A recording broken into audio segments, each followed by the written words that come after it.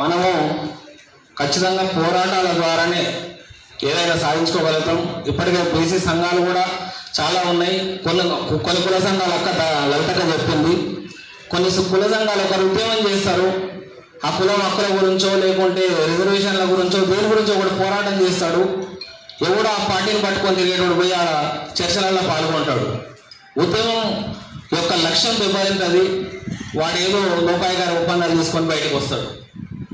అక్కడ ఆ కులంలో పోరాడినోడు ఎక్కడో పోతాడు, పోరాడే స్ఫూర్తి పోతుంది, వాళ్ళు ఇంకా పడిపోతారు. ఇక అది అన్ని కులాలలో జరుగుతున్నాయి. అట్లనే మొన్నటి బీసీ ఉద్యమంలో కూడా జరిగింది. బీసీ సంఘాలను నడిపేటోళ్ళు ఖచ్చితంగా నాన్ పొలిటికల్గా ఉండాలి. నాన్ పొలిటికల్గా ఉంటేనే కుల హక్కులను, బీసీల హక్కులను కాపాడుకోగలుగుతాం. ఒక్కొక్క కులంలో దరిద్రం ఉన్నది, చాలా సంఘాలు ఉన్నాయి. అందులో ప్రతి కులం నుంచి కొన్ని పార్టీలకు అనుబంధంగా పనిచేసి అధికారంలో ఉన్న పార్టీలకు పనిచేయడం ద్వారానే మన కులాలకు అన్యాయం జరుగుతుంది. ఎవరు కొట్లాడడానికి ముందుకు వస్తలేడు, కొట్లాడేటోళ్ళు గుర్తిస్తలేదు. కాబట్టి ఈ యొక్క అంశాలని పెద్దలందరూ కూడా గుర్తుంచుకొని మా యొక్క బీసీ రిజర్వేషన్ విషయంలో చాలా పెద్ద ఎత్తున తగాదాలు జరుగుతున్నాయి. చాలా పెద్ద ఎత్తున ఒక కమ్యూనిటీ ఇంకొక 56 అత్యంత వెనుకబడిన ఎంబీసీ బీసీ కులాలు దాంట్లో చొరబడడానికి ప్రయత్నం జరుగుతున్నది. ఈ అంశాన్ని కూడా మీరు అందరూ పరిగణలోకి తీసుకోవాలి.